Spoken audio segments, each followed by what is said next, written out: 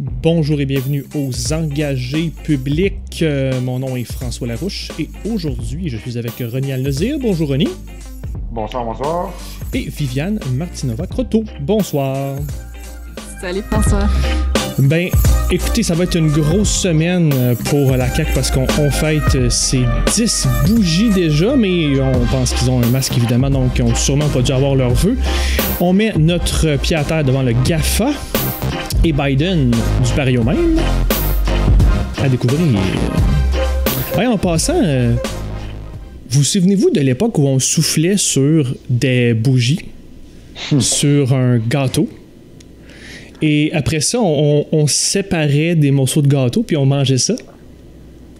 Ça prend un autre sens aujourd'hui, hein? La belle époque. Ça prend une autre signification, hein? Merci d'être là. Toujours un plaisir. C'est le fun de vous avoir. Il y a quand même des beaux sujets. Avant qu'on commence avec nos sujets, on a quand même quelques annonces. N'hésitez pas à aller écouter nos entrevues qu'on a avec plusieurs politiciens, des gens derrière la scène politique. Derrière le rideau, on a Jean-Sébastien Marchand qui est le DG du Parti québécois. J'ai fait une entrevue avec lui dernièrement. Denis aussi a rencontré Éric Kerr et Marois Risky de la CAQ et du Parti libéral du Québec. N'oubliez pas que si vous voulez commencer, si vous nous découvrez sur Facebook, sur YouTube, si vous voulez vous impliquer au Québec, vous pouvez, pour vous faciliter la tâche, découvrir un peu comment ça marche, taper agir.engagépublic.com et pour s'afficher comme personne engagée, comme certains peuvent le faire dans la vie, sur un beau Zoom, pourquoi pas. Allez sur boutique.engagépublic.com. Sinon, ben, commençons avec nos sujets comme à l'habitude. Donc, à Québec, heureusement, il y a de moins en moins de cas!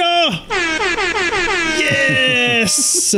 Donc, j'ai vu passer que demain, il y aura un point de presse à 17h, l'heure de grande écoute du premier ministre. Donc, va-t-il annoncer la fin du couvre-feu? C'est à suivre. La fermeture d'une école due à un variant. Donc, il y a plusieurs de variants du virus, variant d'Angleterre, variant un peu partout dans le monde qui s'amènent au Québec. Donc, ça nous rappelle que, ben, toujours un certain risque quand même si le nombre de cas, de nouveaux cas est en train de baisser. Comme je le disais tantôt, la CAQ vient de fêter... je pensais qu'elle allait fêter, mais elle a fêté ses 10 ans. Et ça y aura donc pris quelques années pour prendre le pouvoir. C'est quand même, qu'on appuie ou non la Coalition Avenir Québec, tout un exploit. Moins un exploit, toujours chez la CAQ, là, le ministre du Travail, Jean Boulet, s'est fait accuser d'avoir livré un projet de loi sexiste pour sa réforme de la santé et sécurité au travail. Aussi, la CAQ annonce la nomination de Benoît Charette comme ministre de la lutte contre le racisme. Ça l'a pas fait plaisir à tout le monde. Je pense que Rony, tu vas nous en parler. On en parlait en privé. C'est pas tout le monde qui était content avec ça. Et Legault annonce un plan à sa manière pour le tramway à Québec. J'ai vu aussi que la bombe voulait répliquer avec sa proposition à M. Legault. Donc, à suivre tout ce qui est côté REM, tramway, il y a beaucoup de choses intéressantes là-dessus. Rony, tu voulais-tu commencer justement avec M. Charette cette semaine? Ça t'a éveillé quelques émotions, comme on dit. Ben écoute, il y a eu beaucoup de choses qui se sont dites. Là. Je vais pas répéter tout ce qu'on a entendu dans les médias, mais évidemment, faut que je le dise. Mon problème avec Benoît Charette, c'est pas que c'est un blanc. Mon problème avec Benoît Charette, c'est qu'il est ministre de l'Environnement et qui est déjà un dossier névralgique. On lui a confié un autre dossier névralgique. Fait que pour moi, Benoît Charette, c'est le ministre des choses que la CAQ s'en fout. Donc, d'un côté, l'environnement. Puis l'autre côté, c'est la lutte contre le racisme. On s'en fout, donc on le donne à Benoît Charette. Les choses dont on s'en fout pas, on les donne à Simon-Jolin Barrette. C'est un bon ministre que t'envoies au bâton quand tu veux comme encaisser les coups médiatiques puis les demandes, puis tu l'envoies au bâton. Tiens, mon homme, vas-y, va parer à la tempête, on dirait. Viviane? Oh, mais je suis assez d'accord avec Rony, là. Je vais quand même... Bon, je suis la personne qui défend la Tu regrettes déjà. Je regrette déjà. Non, mais j'allais quand même dire, à leur défense, que c'est les premiers à nommer un ministre en matière de lutte au racisme. C'est quand même un premier pas. Ça ouvre la porte à ce qu'il y ait des ministres à l'avenir dans d'autres gouvernements qui fassent plus avancer les choses, peut-être, probablement. Mais sinon, je suis d'accord avec Rony. Là, voyons donc, le mandat de l'environnement, dans lequel il s'est fait quoi exactement, d'ailleurs, depuis... il y a des politiques environnementales à gauche, à droite, qui mettent de l'avant, mais c'est rien de structurant. C'est vrai. Juste comme ça, at the top of my mind, là, il me vient à l'esprit la politique sur la consigne qu'ils avaient grandement élargie. Ça, c'était une super nouvelle, mais ça ne s'est pas appliqué encore à ce stade-ci. Je pense que la pandémie a dû mettre ce projet-là en pause. Alors, peut-être que c'est justement parce qu'il avait pas mal de temps libre qu'on lui a rajouté. C'est ce que je crois. Oh, cynisme! Oui, c'est ça. C'est à cause de la pandémie, hein, on a plus de temps libre, ils s'emmerdaient à la maison, ils ont dit on va régler le racisme pas systémique, là, on va régler ça. Ouais. Toi, Ronnie, tu leur donnes-tu au moins, comme dit Viviane, ils ont au moins nommé quelqu'un? Oui, mais c'est facile. Tu sais, c'est genre, si on a un problème, on va nommer un ministre. OK, mais il va se passer quoi? On refuse de nommer le problème. Tu sais, le gars, il nous décrit qu'il a vécu du racisme systémique, mais il veut pas dire que c'est du racisme systémique. Tu sais, c'est comme, il dit, tu sais, faut rappeler, Benoît Charette, François Legault, il a dit qu'il a déjà vécu ça parce que sa femme est haïtienne, donc il a des enfants métissés. Ils ont déjà traîné une cause devant la Commission des droits de la personne, qui ont gagné. Donc, je peux comprendre qu'il y a la crédibilité et la compétence, mais tu nommes pas le problème que tu décris, donc ta crédibilité que tu pourrais avoir éliminée quand tu fais ça. Donc, personnellement, je vais lui donner sa chance, mais je suis pas très... ça m'impressionne pas de nommer un ministre. Plus de rapports, plus de consultations. Faites quelque chose, s'il vous plaît. Merci beaucoup. Bonsoir. Qu'est-ce qui est arrivé avec les consultations publiques qu'il y a eu avec Lionel, puis... mais il y avait comme une consultation publique ou un rapport il n'y a pas longtemps. Oui, c'est ça. Le rapport, c'est ça, le rapport, une des recommandations, c'était de nommer un ministre. Puis, il y avait tout autre chose? Il y en avait 24 autres. Je ne les ai pas toutes retenues, là, mais il y avait l'affaire dans le monde du travail. Je pense qu'il y avait les CV anonymes là-dedans. Il y avait plusieurs affaires. Fait qu'il y a un roadmap qu'il pourrait appliquer en tant que ministre quand même. Exactement. On pourrait le juger ou l'évaluer par rapport à ce qu'il va mettre en place. Mais c'est ça. Dans le fond, sa job, c'est d'appliquer ça. Comme en environnement. Mais là, le problème, c'est que j'ai entendu dire des gens qu'il a livré le projet en environnement. Il n'a pas livré le projet en environnement. Il a livré le plan. Mais le plan, il faut que tu l'appliques. Fait que là, on lui a donné 2 plans. On a dit, il faut que tu appliques les 2 plans. Le problème, c'est que c'est comme si on demandait de construire 2 étoiles de la mort, 2 Death Star, puis il est tout seul pour faire ça. T'sais. C'est des gros projets qu'on lui donne, puis on lui donne à lui ensemble. T'sais. C'est sûr qu'à un moment donné, il va rester un trou que tu as juste à tirer un laser, puis ça va exploser. T'sais. Donc, je pense que t'es mieux d'avoir un ingénieur pour chaque étoile de la mort, chaque petit vaisseau que tu construis, chaque chose que tu fais. Surtout que c'est des projets colossaux, là, c'est pas... Non, c'est ça, exactement. T'sais. On lui demande c'est comme si on demandait de guérir, mettre fin à la famine dans le monde, puis de mettre fin à la pauvreté. Là, je veux dire, c'est 2 affaires. C'est ça. Je backtrack 5 secondes sur la maudite pandémie parce qu'il y a quand même une affaire qui m'intéresse que je veux vous entendre là-dessus quand même, je suis curieux. On est-tu comme sur la plage? On est-tu dehors sans masque en train de courir dans les champs en avril ou ça pourrait remonter d'après vous bientôt? Je pense qu'il y a une course contre la montre à cause des nouveaux variants. C'est ça. Simplement.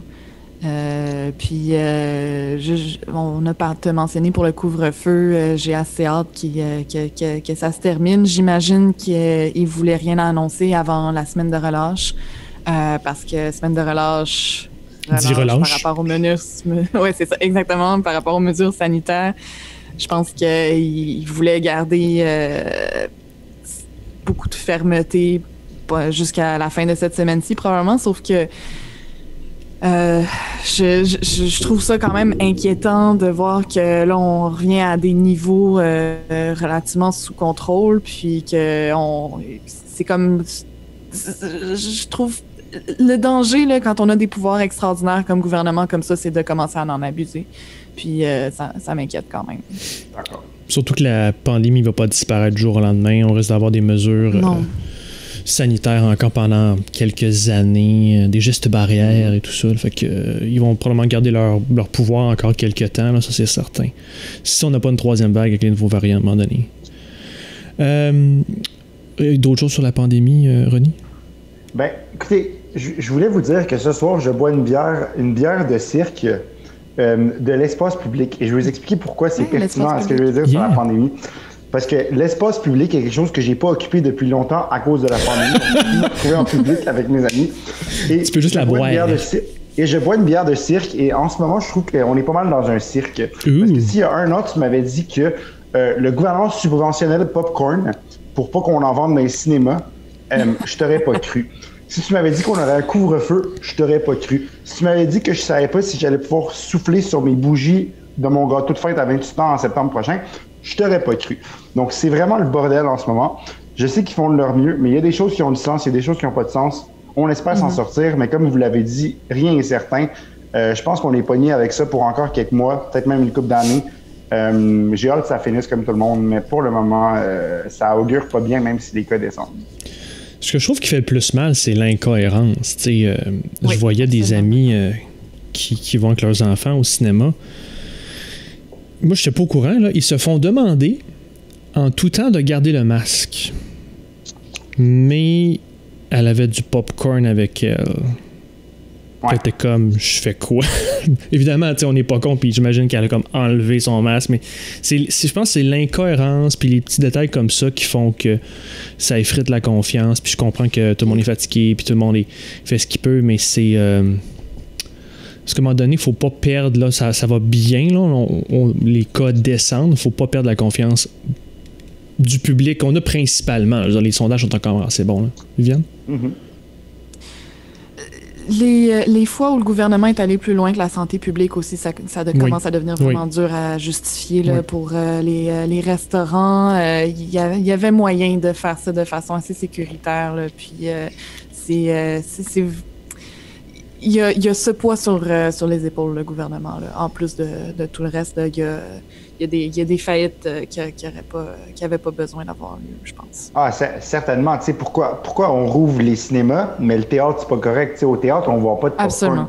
Fait que pourquoi? Est-ce qu'on a tant peur des postillons? Tu sais, moi, j'ai pas peur que Marc Hervieux me postillonne. Non, j'ai entendu dire que je pensais que la santé publique avait... Moi, je pensais que la santé publique avait donné cet avis-là, puis finalement, ils l'ont même pas donné. Non, ils l'ont même pas donné. Puis tu sais, je peux aller au musée en ce moment, c'est cool. Je peux aller au cinéma, mais pas de popcorn, parce qu'apparemment, si j'enlève mon masque puis je mange mon popcorn dans la salle, ben je vais donner le COVID à tout le monde, tu sais. Il y a des choses qui n'ont pas de sens en ce moment. Tu sais que tu parlais d'incohérence, puis Viviane, encore une fois, qui dit qu'on va plus loin que la santé publique. Effectivement, tu sais, moi, je vis avec quelqu'un qui travaille dans la restauration, qui n'a pas de job en ce moment. Parce que justement, tu sais, mais c'est à cause de la COVID, à cause qu'on trouve que c'est trop dangereux, mais on pourrait restreindre ça aux bulles familiales. Il y a des compromis qui peuvent se faire pour aider nos PME, nos petites entreprises à survivre, mais on dirait qu'on a comme pas la volonté de faire ça parce qu'on veut pas choquer les gens, puis on veut pas perdre la popularité puis la base électorale qui est les familles puis les régions. Ben, je reviens à ton point sur pourquoi le popcorn puis pas pourquoi pas le théâtre. T'sais. Je suis pas dans le secret des dieux, puis si vous l'êtes, vous me le dites, là, mais... Ben, en fait, il a donné une explication en disant que le théâtre, c'est compliqué, il serait pas prêt à attendre pour la semaine de relâche parce que c'est des représentations humaines. Puis là, j'ai vu une tonne de gens du milieu artistique le contredire. Ben ouais. Mais c'est l'excuse qu'il a donnée officiellement. Parce que, tu sais, officieusement, ça a l'air comme... Je reviens au point de René, ça a l'air d'être plus un ciblage électoral ou de plaire à une population. Puis c'est correct, là, vouloir donner de l'air aux familles. Ça peut être louable en soi d'aider les gens, là, on n'est pas contre ça. Mais c'est de deux pas, deux mesures après ça qui fait mal. T'sais. Même qu'initialement, en fait, il a dit on peut. Il y a plus de familles qui vont aller au cinéma, les jeunes familles vont pas tant que ça au théâtre. Mais après ça, je veux dire, t'as des théâtres jeunesse aussi là, qui attendaient juste ça, là, puis c'est quoi, on n'existe pas, nous autres? Oui, puis je suis pas mal sûr que les théâtres vont s'adapter. S'ils doivent faire du contenu jeunesse, ils vont en faire. Là. Je suis pas mal sûr que Lorraine Pintal peut nous trouver 3-4 pièces de théâtre pour la semaine prochaine s'il faut. Là. C'est pas bien compliqué. Là. Du bilan bilan actuel de la pandémie, avec ce qu'on a de restant de crise mondiale, passons au bilan de la CAQ. Ça m'a surpris de voir quand même ça dans la préparation des notes. Déjà 10 ans. Il semble que ça fait plus que ça, mais en même temps, c'est comme rapide. Moi, ça fait seulement 10 ans. Ben Puis c'est quoi, dans le fond, votre bilan? Qu'est-ce qu'on retient? Est-ce que la CAQ est une réussite? Je vous lancerai comme ça. Ils ont le pouvoir, donc ils ont gagné. Ben oui, de ce point de vue-là, absolument. Alors, je pense que je pense que François Legault pensait même que ça prendrait moins de temps que ça, en fait. Oui, il voulait prendre le pouvoir en quelques années. Oh, oui.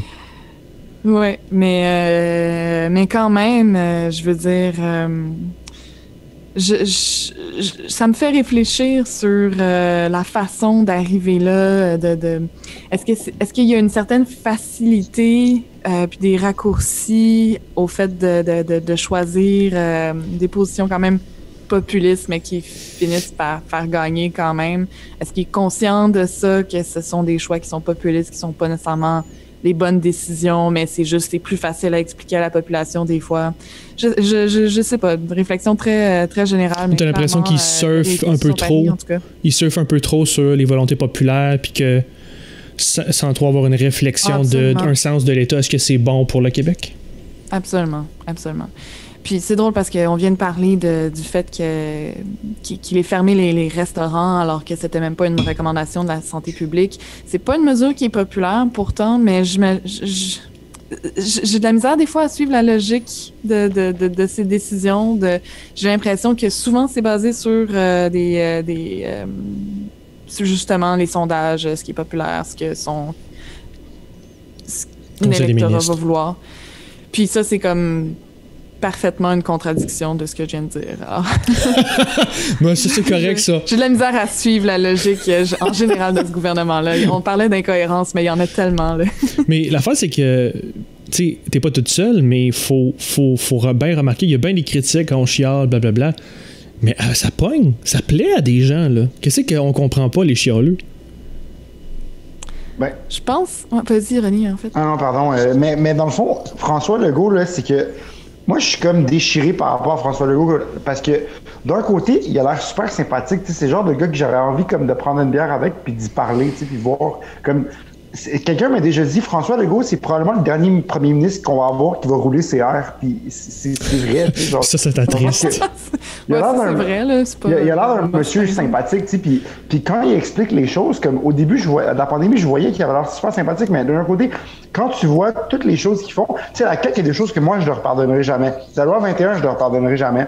La façon qu'ils traitent les étudiants assujettis au PTEC, je ne leur pardonnerai jamais. Tu sais, le discours de « c'est comme ça qu'on vit au Québec », le « on », moi, je sens que c'est encore le « on » de Parizeau. Tu sais, je sens encore qu'il y a cette arrière-pensée-là. Puis oui, il y a du populisme. Le mode du scrutin, encore une fois, on a fait la promesse, c'est où? On attend ça encore. La CAQ, il faut... Oh, attends une minute. C'était même pas dans ma liste, là, mais on a quand même eu Sonia Lebel, la ministre responsable de la réforme, qui nous a confirmé sur nos ondes, à notre micro, que c'était on track, puis que ça allait arriver. De la bouche de la ministre. Attends, un référendum allait arriver. C'était pas ce qu'il avait promis à la C'était pas son wording, mais tu sais, je veux dire, elle répondait ce qu'elle devait pouvoir répondre cette journée-là. Mais vas-y, Ronnie, continue ton élan. Ben non, mais parce que François Legault a fait preuve de beaucoup d'arrogance. Tu sais, Alec Castonguay a écrit un livre là, que j'ai très hâte de lire d'ailleurs, qui va nous révéler plein de choses vraiment horribles sur la pandémie. Puis François Legault dit « Je vois pas comment j'aurais pu faire mieux ». Ça, c'est un manque d'humilité, c'est un manque de leadership. Tu sais, c'est vraiment... C'est honteux. Tu l'aimes pas. Dit ça. Non, c'est correct. François Legault, j'ai rien contre François Legault. Comme je l'ai dit, je le trouve sympathique, je prendrais une bière avec. C'est juste que c'est honteux qu'un premier ministre, dans une crise, dise « on n'aurait pas pu faire mieux ». Au contraire, il faut que tu dises « on aurait pu faire mieux, on est désolé, si jamais ça arrive, on va faire mieux ». Ça, c'est du leadership, puis en ce moment, il n'y en a pas. Puis ça, c'est vraiment décevant. C'est énervant quand même qu'il soit encore à au-dessus de 50% dans les sondages. D'excellents résultats, en tout cas. Oui, non, c'est ça. Moi, je voulais revenir à ça.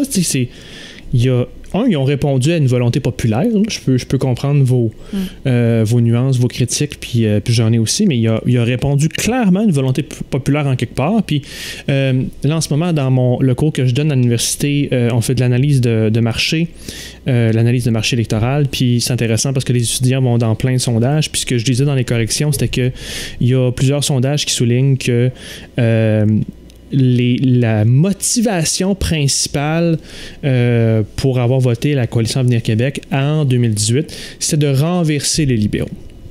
Mais là, clairement, ça s'est solidifié en un vote pour la CAQ, ou du moins une intention de vote favorable à la CAQ. Fait que ça, c'est super intéressant. Ils ont répondu à quelque chose que les libéraux faisaient pas correct, on va s'entendre là-dessus, clairement. Là, ils sont fait mettre dehors assez solides.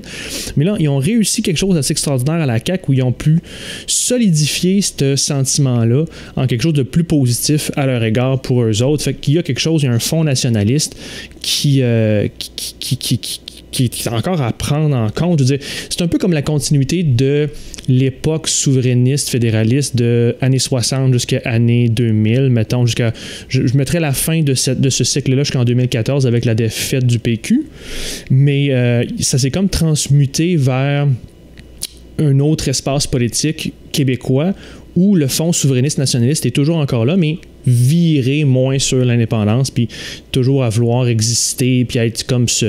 On vit comme ça au Québec, Ronnie. Là où je m'interroge, puis je suis curieux de vous entendre là-dessus, c'est... Moi, ce qui m'inquiète, c'est la division du Québec. Parce que quand je regarde la carte électorale, j'écoute les médias, je regarde comment on se déplace, comment on échange en ligne pendant la pandémie. Il y a vraiment une espèce de gouffre qui est en train de se créer entre Montréal puis le nouveau Rock, là, le Rest of Québec. Puis je comprends qu'il y a une réalité tectonique, une réalité sociale, là, que les gens veulent quelque chose de différent. Mais je m'inquiète à moyen et long terme de cette division-là entre le Rest of Québec et le Grand Montréal. Fait que ça, je sais pas si la CAQ va pouvoir, ou d'autres partis vont pouvoir ramener ça ensemble. J'ai comme deux choses peut-être à rajouter par rapport à ça. D'abord, la première m'échappe, mais en fait, moi, c'est ah oui. Là, effectivement, les plaques tectoniques ont bougé par rapport à l'alternance des partis, mais on est encore, jusqu'à nouvel ordre, dans un système qui favorise le bipartisme. Yep. Et je suis pas sûre que le Parti libéral va se montrer comme l'alternative qui va alterner avec la CAQ. C'est probablement c'est celui qui est le plus proche en ce moment, mais ils ont encore beaucoup de croûte à manger. Donc, je me demande si ça va être encore le Parti libéral qui va revenir quand les gens vont être fatigués de la CAQ. Est-ce qu'on va avoir changé le mode de scrutin d'ici là? Il y a encore comme beaucoup de choses qui peuvent changer dans la politique des prochaines années. Le terrain glissant des prochaines années, là, pour tous les partis. Oui, ça peut... peut-être qu'il va y avoir autre chose complètement, je sais pas. Une pandémie. Oui, ben, malheureusement, étrangement, moi, je pensais qu'une crise affaiblirait le gouvernement, mais ça l'a solidifié. Puis, j'ai pas l'impression que c'est différent ailleurs dans le monde, là. J'ai l'impression que... j'entends pas beaucoup parler de têtes d'État qui démissionnent depuis la dernière année. Je sais pas vous. Mais l'effet de guerre, ce que je veux dire, c'est que... Quand il y a des guerres dans les États, d'habitude, les nations se solidifient autour du leader. Oui, effectivement. Mais moi, j'ai hâte, j'espère que ça va peut-être ouvrir la voie aussi, les temps difficiles qu'on connaît, ou enfin autre chose, à un projet de société. Quelque chose à quoi on a le goût de participer, tout le monde.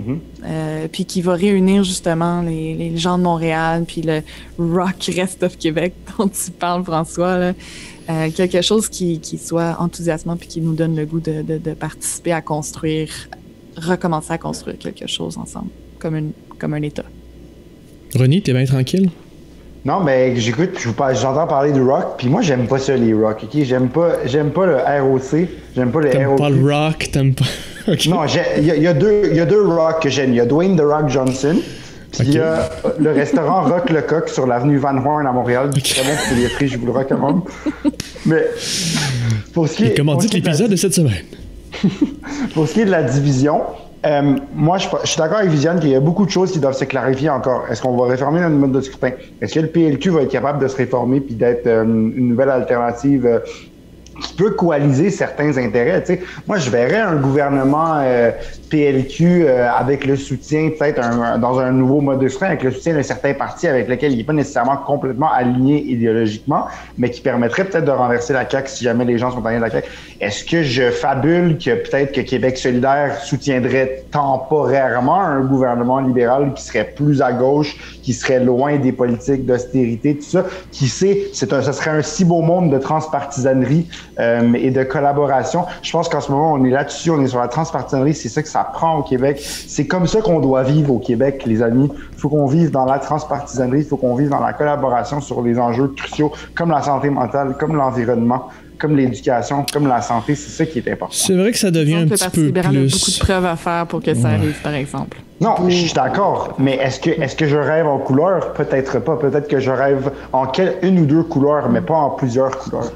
Donc, à suivre. Mais c'est vrai que ça devient de plus en plus, pas une norme, mais commun. Là, ça arrive sur des dossiers importants qu'il y a moins de partisanerie, que les ministres travaillent avec les oppositions pour préparer des projets de loi, puis que c'est ça qui passe. Là. Mais écoute, Viviane l'a dit, hein, le système est pas fait pour ça. En effet. Puis écoute, moi, je serais content, moi, que QS remplace le PLQ. On aurait un parti nationaliste et un parti souverainiste. Oh, c'est plate. C'est plate. Ouais, c'est pour ça que je disais, on sait pas encore comment ça va se placer. Puis dans mes copies de correction, j'ai regardé les derniers sondages, les intentions de vote en dehors de Montréal pour le PLQ, ça fait pas les gros chats, c'est pas les gros chats. Fait que, en effet. C'est pas pour rien que Anglade a sorti sa charte des régions. Hein? À suivre, à suivre. C'est pas pour rien. Tramway, qu'est-ce qu'on avait d'autre? Charrette. Est-ce qu'il y a des... Ah, Viviane, moi je me posais la question, peut-être pour nos auditeurs aussi, qu'est-ce qui s'était passé avec Jean Boulet? T'avais un peu suivi le dossier? Bon, oui, ben un peu. Dans le fond, il a déposé un projet de loi en matière de santé et sécurité du travail. C'est une réforme qui avait besoin d'avoir lieu parce que c'était une loi qui était quand même vieillissante de ce que je comprends.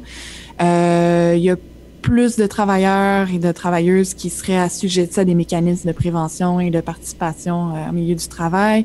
Notamment les stagiaires vont être inclus. Donc ça, ce sont des bonnes choses. Moi, je comprends pas pourquoi il a profité de cette réforme-là pour insérer des éléments qui sont totalement rétrogrades. On dirait qu'il a répondu sur mesure à des demandes qui lui ont été faites par des lobbies d'employeurs, j'ai l'impression, parce que une des choses qui est le plus reprochée à ce projet de loi, c'est le fait que les femmes donc qui sont enceintes actuellement, on consulte un médecin qui évalue par rapport à notre travail, est-ce que ça présente un risque pour la grossesse? Si oui, si l'employeur n'est pas capable de trouver d'autres fonctions à la femme, à la personne enceinte. Elle est retirée du travail. C'est ça, exactement. Elle a un retrait préventif. Mais là, le ministre Boulet a inséré dans son projet de loi, c'est très, très spécifique, là, mais ça impacte quand même beaucoup de gens, que c'est l'employeur qui peut décider du médecin traitant. Puis donc, on ouvre grande la porte à des médecins qui ont des intérêts là-dedans, financiers. Même la Fédération des médecins spécialistes a dénoncé ça. La santé publique dénonce ça parce que d'habitude, ce sont des médecins qui sont affiliés, qui demandent les retraits préventifs. Donc, c'est vraiment étrange, en fait. C'est un projet de loi. Hein. J'espère que l'opposition, puis ils vont de toute façon un peu l'amender, puis peut-être l'améliorer. Là. Bien, il a semblé ouvert à faire des modifications. Là, je vous en ai parlé d'une, mais il y a quelques éléments comme ça, à ce que je comprends, que ça semble être des réponses vraiment à des demandes d'employeurs, là, textbook. Maintenant, je me demande pourquoi il a voulu faire ces choses-là, en fait. Je trouve que c'est mais ça arrive, hein? Puis pour avoir été... moi, j'étais au parti, mais je connaissais bien quand même ce qui se passait au gouvernement Marois à l'époque. Là. Très souvent, c'est pas rare qu'au gouvernement, t'as des lobbies qui t'envoient des propositions de texte. Puis quand tu fais ta job, tu passes par tes sous-ministres, tu passes par ton équipe ministérielle, tu as des discussions internes, tu regardes un peu, tu regardes, tu balances le pour et le contre, mais des fois, c'est pas pour rien qu'il y a des on appelle ça des pork barrels aux States. Il y a des éléments des fois qui sont un petit peu on se graisse la patte aux États-Unis, ou qu'ici ça semble avantager certaines industries. C'est parce qu'il y a une forte influence là. Puis je comprends tout à fait que des groupes peuvent soumettre des demandes, de propositions. Et amener aux ministres leurs demandes. C'est légitime, ce parti-là. C'est ainsi que ça fonctionne, c'est correct. Mais tu les fais vérifier. Tu réfléchis là-dessus. Tu les intègres pas textuellement dans ton projet de loi. Là. Voyons donc. Ouais. Je pense que Ronnie, toi aussi, tu voulais en parler. Juste revenir un petit peu sur le Parti québécois. Juste quelques minutes. Ouais. Moi, Écoute, François, je m'éterniserai pas là-dessus, là, mais là, moi ça me tentait d'en parler, là. Vas-y. Il y a une proposition de renommer l'aéroport Pierre-Éliott Trudeau en mon honneur de René Lévesque. Non, attends une minute, on va corriger, là. C'était de shit, là, cette semaine au PQ, là. C'était, là, c'était, là, DEFCON, je me sais plus si c'est 5 ou 1 le plus important, mais là, c'était la chose la plus importante au monde, là. Ouais, parce qu'on a découvert qu'il y a des documents, un télégramme qui nous a fait appris que que Pierre-Éliott Trudeau, il aimait pas le PQ parce qu'on le savait pas. Il n'aimait pas le Québec non plus. Il n'aimait pas le Québec. Il n'aimait pas le Québec, c'est pas juste le PQ. Ça, c'est votre interprétation. Hey, il voulait nuire volontairement à l'économie du Québec. Au gouvernement du PQ. Minimiser ça. Non, mais attends, je vous dis pas qu'il faut minimiser ça. Je vous dis qu'on n'a rien appris avec ça, de un. Puis de deux, moi, continue, on va te la laisser celle-là, sauf barre, vas-y. Ma seule opinion sur l'aéroport, c'est que moi, je suis quelqu'un qui croit en les rivalités, OK? Comme, il n'y a rien de plus excitant pour moi qu'un match Canadien-Boston, parce qu'il y a une grosse rivalité. Okay? On voit que toutes tes jerseys puis tes affaires d'équipe, là, t'es prêt. À la place de renommer l'aéroport actuel Pierre-Éliott Trudeau-René Lévesque, on devrait renommer l'aéroport Dorval-René Lévesque. Comme ça, on aurait une rivalité entre l'aéroport de Dorval et l'aéroport Pierre-Éliott Trudeau. Puis ça serait une rivalité que tous les Québécois pourraient suivre avec passion. L'aéroport de Dorval, c'est l'aéroport Pierre-Éliott Trudeau. Non, l'aéroport... Tu veux dire Mirabel, mettons. Pardon, de Mirabel, oui, pardon, je me suis mélangé. Ah, ça existe l'aéroport de Mirabel. Ouais, il y a du cargo à Mirabel. Voilà, c'est ça. Et comme ça, on aurait une rivalité entre les deux aéroports. Tu vois, Ronnie, tu contribues au problème. Les gens de Matane, là, ils s'en foutent là, de Mirabel, puis... Non, mais je vais faire. Vas-y avant que je fasse mon rap. Moi, ça m'a tellement dégoûté cette semaine. Vas-y. Une autre proposition par rapport à ça, parce que j'ai fait campagne dans la circonscription, je crois, de tes parents, n'est-ce pas, Ronnie, en Acadie. Puis un des problèmes dont tous les citoyens m'ont parlé, je m'attendais pas à ça, mais c'était le bruit des avions de l'aéroport. Ah, absolument. Puis, moi, je suggère qu'on redirige le trafic à Mirabel, qu'on redéveloppe l'aéroport de Mirabel avec des routes qui ont de l'allure, du transport qui a de l'allure pour le centre-ville de Montréal, parce que c'était quand même, s'il y avait eu des bons développements de transport pour aller vers le centre-ville de Montréal, que ça avait été facile, c'était quand même un vraiment meilleur choix de position pour un aéroport. C'est un beau segway. Il pourrait s'appeler alors Mirabel René Lévesque, je suis entièrement d'accord. Mais c'est un beau segway vers le tramway et le REM. Moi, je voulais revenir tantôt sur quand même le PQ qui en a fait son cheval de bataille cette semaine. Non, mais tu sais, c'est un peu normal que c'est pas comme ça parce que le fédéral a décidé que c'était Pearson qui allait être le hub. Puis en plus, t'as ce que tu demandes, il y a des compétences qui sont à Québec. C'est le transport, c'est un clusterfuck parce que c'est de la chicane de palier, puis que les deux travaillent pas ensemble, qu'ils travaillent pas pour le monde. Puis c'est tellement désolant. Le monde après ça sont dans le trafic, sont pognés. Là, une chance quasiment qu'il y a eu la pandémie parce que la ligne de Deux-Montagnes est morte, puis ça aurait été l'apocalypse de transport s'il n'y avait pas eu la pandémie. Les gens auraient été pognés dans le trafic à des heures, pendant des heures, ça aurait été insoutenable. Mais c'est triste que c'est comme ça puis que les paliers s'entendent pas. Ils sont pas capables de créer quelque chose de... Je sais que c'est un grand débat plutôt montréalo-centriste, mais embarquons l'affaire du tramway là-dedans. C'est de plus important le transport, c'est structurant pour notre futur puis l'environnement. Faudrait reprendre en main ça et s'assurer par exemple qu'on donne pas trop de levier à des groupes économiques qui ont des pouvoirs politiques de je sais fuck all d'où est-ce que ça vient puis qui décident de qu'est-ce qu'il va y avoir au centre-ville de Montréal par exemple. Ouais.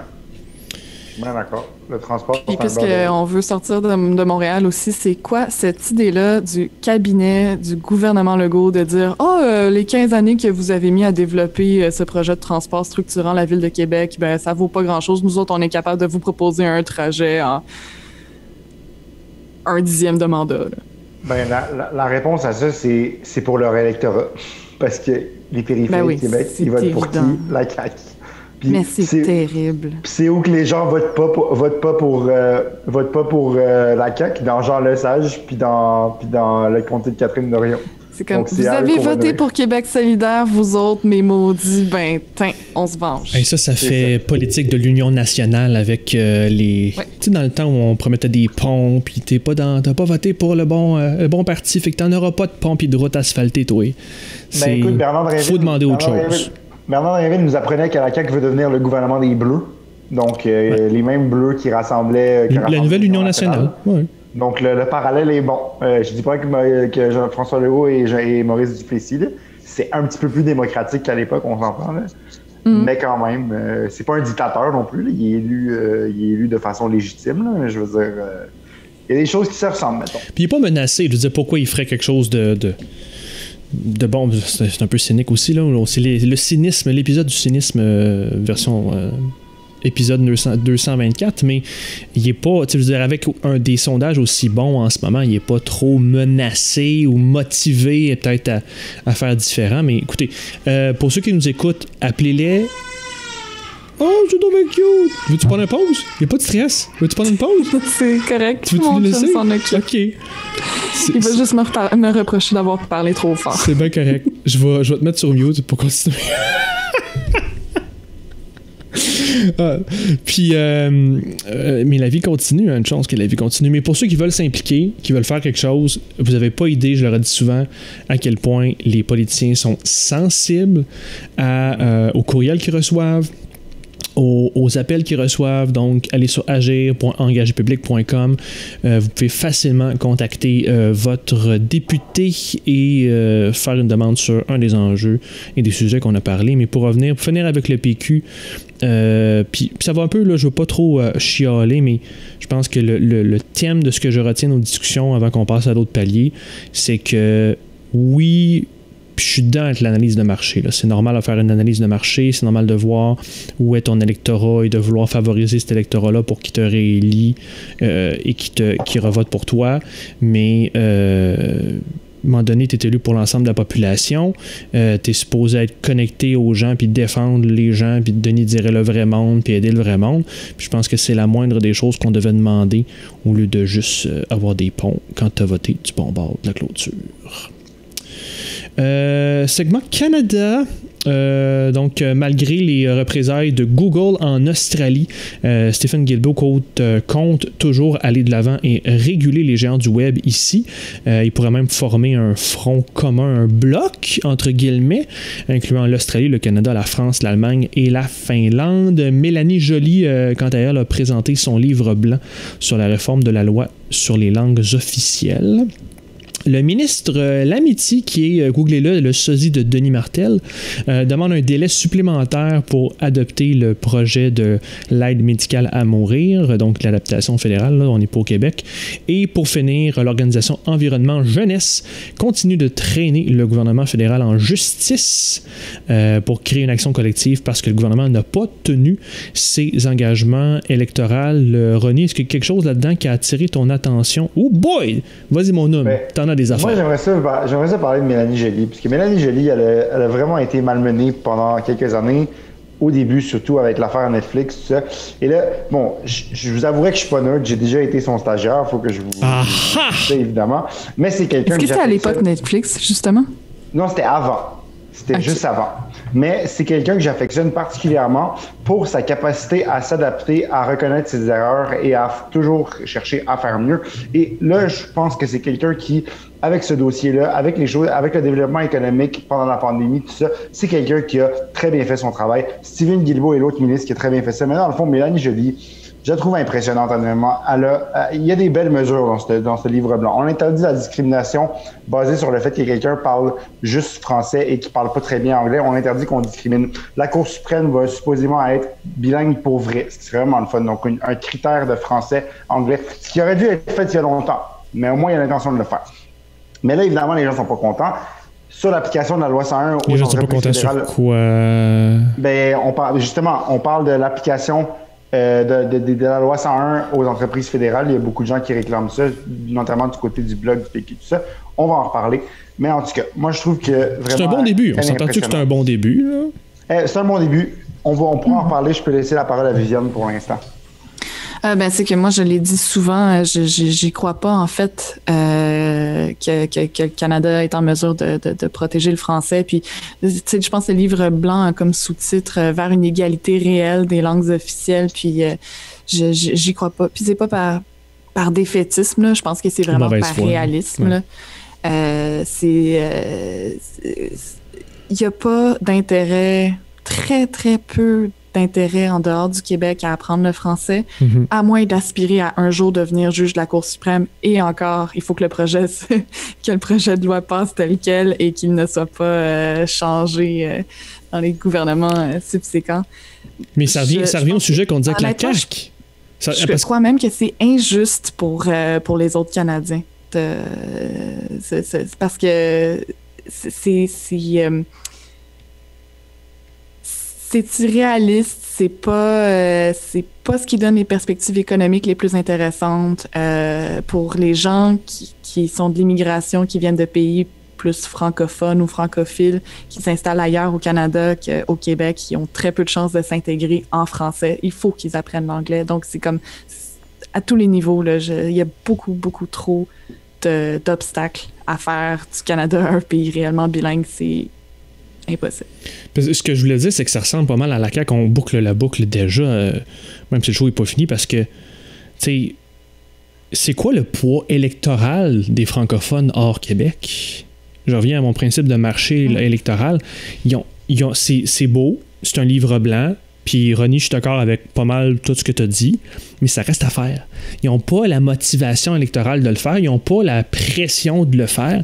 Puis c'est ça qui est triste, parce que c'est comme dans beaucoup de choses, on va prendre la simple qualité de vie des peuples autochtones, ils n'ont pas les motivations politiques à le faire. C'est sûr qu'ils vont vouloir plaire à d'autres groupes électoraux avant, qu'ils vont prioriser bien d'autres promesses électorales avant de... Pourquoi j'irais mettre tout mon capital politique? C'est comme de l'argent, c'est comme une petite bourse. J'ai mon capital politique, puis je le dépense à chaque semaine. Puis des fois, je fais des gaffes, puis ça me coûte un capital politique, ça me coûte un bras politique. Pourquoi j'irais mettre de l'énergie là-dessus pour peu de francophones hors Québec, quand le Québec fait déjà sa propre job en étant nationaliste ou des fois en ayant des partis souverainistes au pouvoir? Ben, c'est vrai que c'est compliqué au fédéral. Là. On se le cachera pas. Là. Viviane, je ne partage pas ton cynisme à ce point-là, mais je te concède... C'est pas du cynisme, je dirais que c'est... ton pessimisme, pardon. Ailleurs. Ton pessimisme, pardon.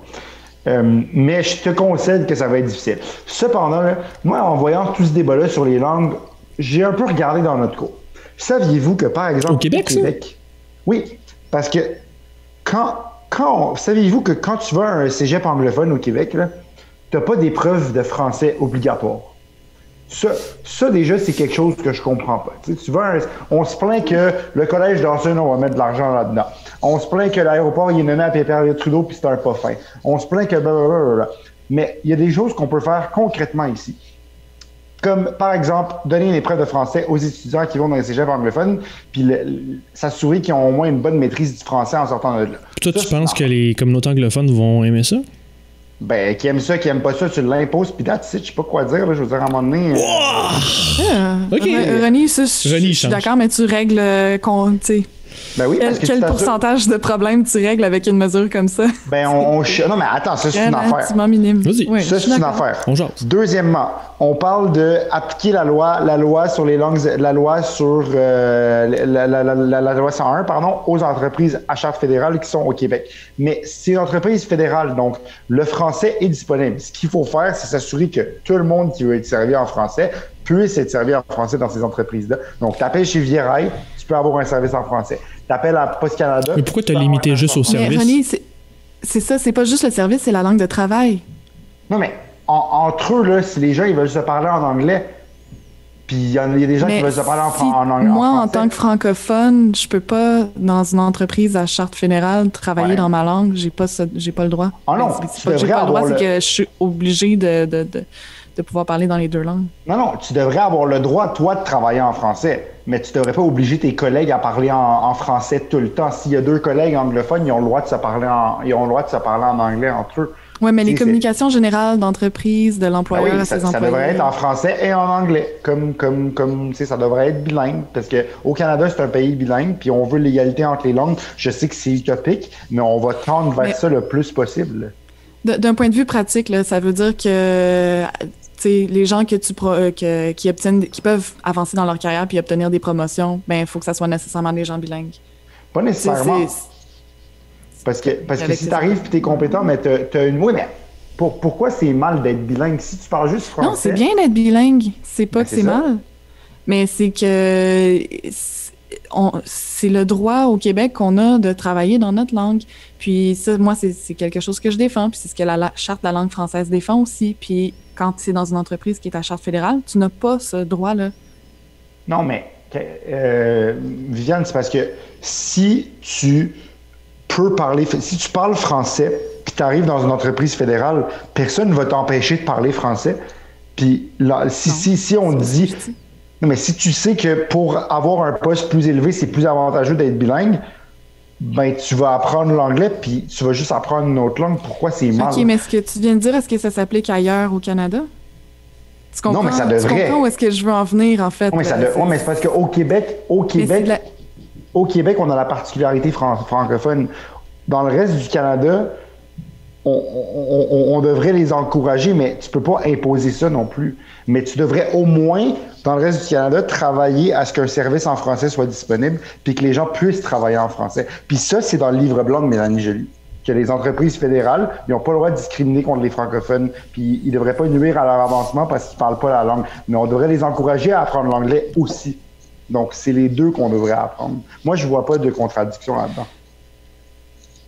Moi, j'en vois quand même, mais on peut... Mais tu sais, tu parles d'une mesure comme d'instaurer une épreuve uniforme de français dans les cégeps. On parlait aussi à un autre moment de faire en sorte que les cours de francisation soient gratuits pour tout le monde, y compris pour les gens qui sont pas des nouveaux arrivants, mais qui sont établis au Québec depuis un certain temps. Je suis 100% pour ces mesures-là.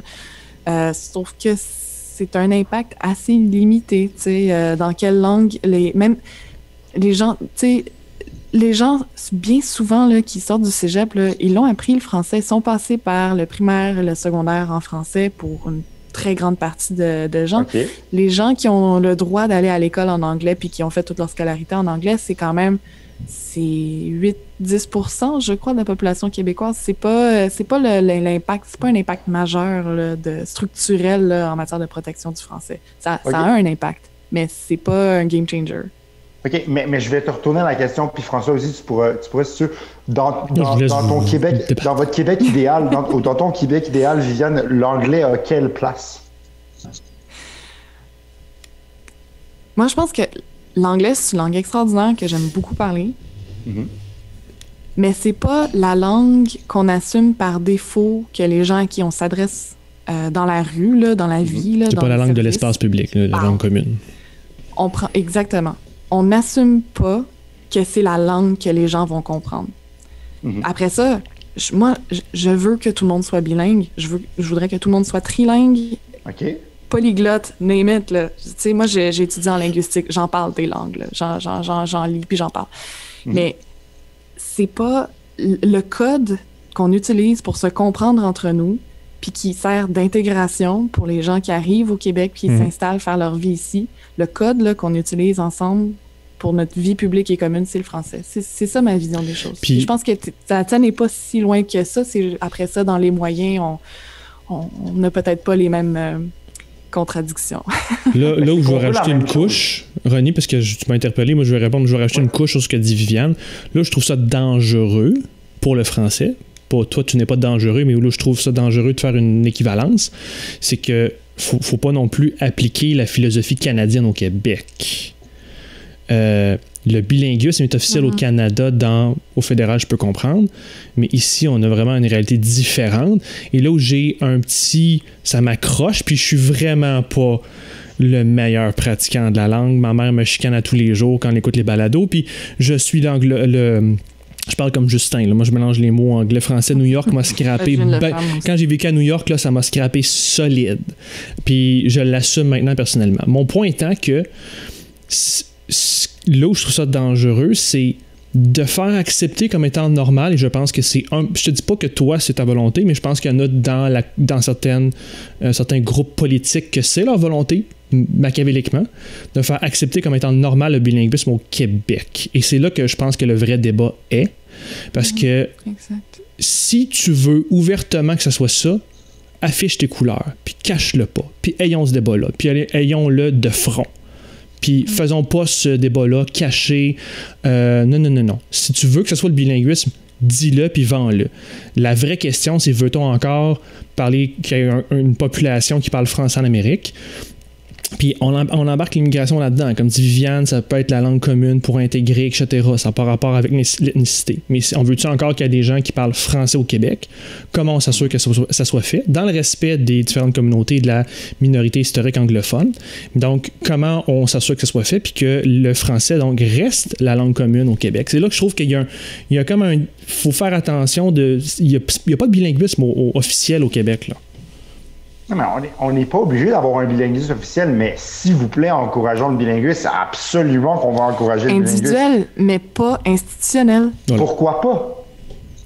Parce que une situation de bilinguisme institutionnel, c'est pas tenable. Ça crée une espèce de toutes les études montrent que ça attaque la langue minoritaire.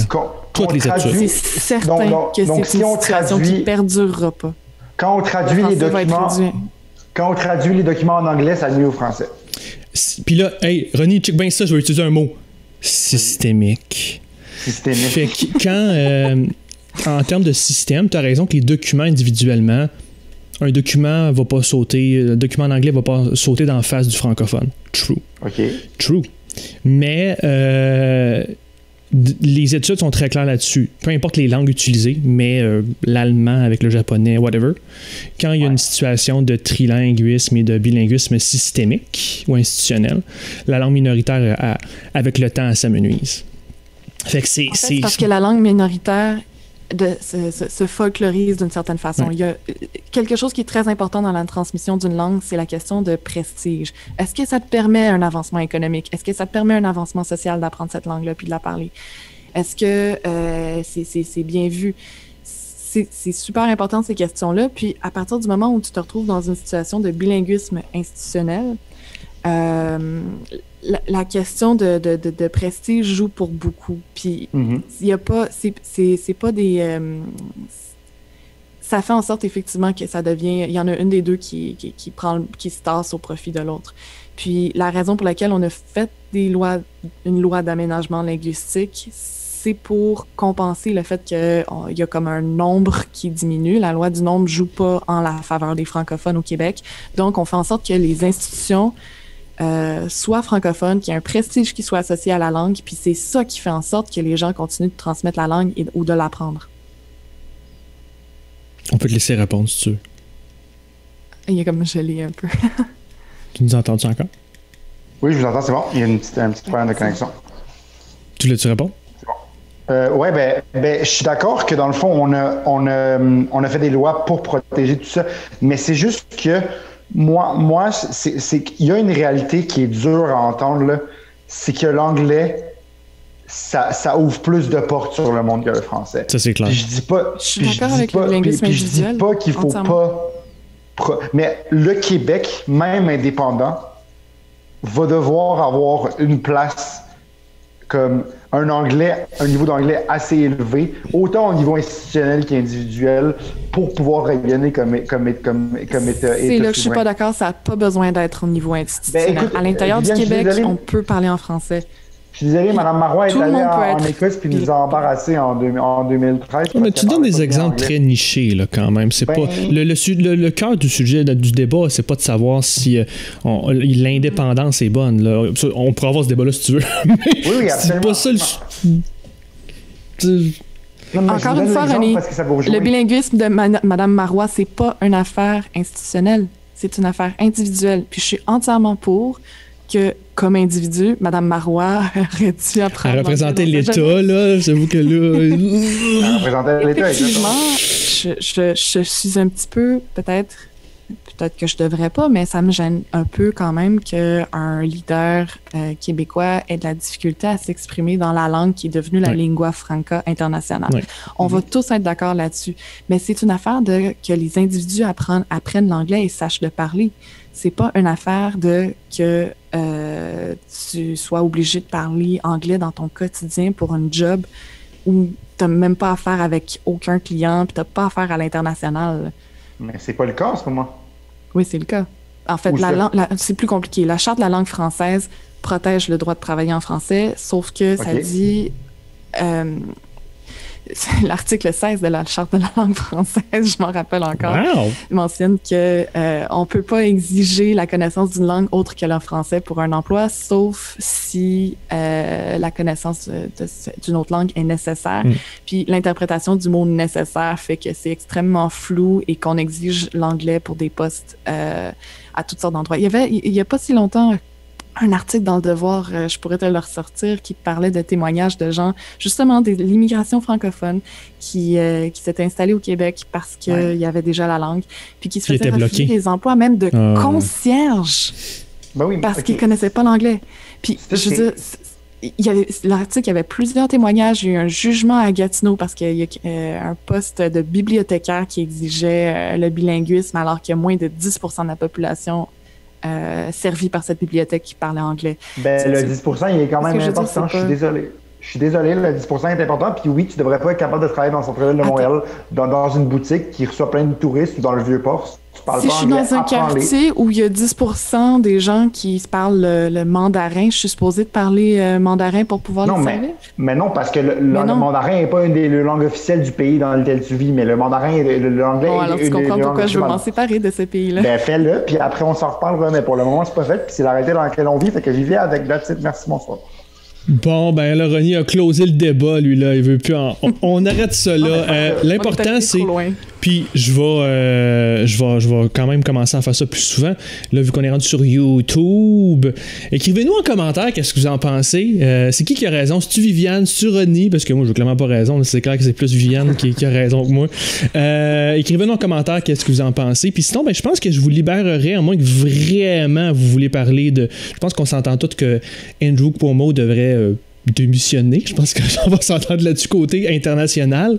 Et pour le reste, je pense que je vous libérerai pour la soirée. Ça vous va comme ça? Vous ne serez pas offensé, ça va? On peut finir ça ici. Good. Fait que merci à... dire... Oui, vas-y. Tantôt, quand je parlais de projet de société, là, que ça nous prend là, pour faire quelque chose ensemble, moi, je pense que l'indépendance, ça peut faire. Bon, excellent. Donc, merci. Un gros punch, on s'y attendait pas. Merci beaucoup pour l'épisode cette semaine, René puis Viviane. Abonnez-vous à notre balado sur Apple Podcasts, Google Podcasts, SoundCloud et Spotify. Suivez-nous sur notre page Facebook, Twitter, YouTube, Instagram. Et pour recevoir notre infolette, consultez notre boutique ou vous engager, visitez engagépublic.com. À la semaine prochaine.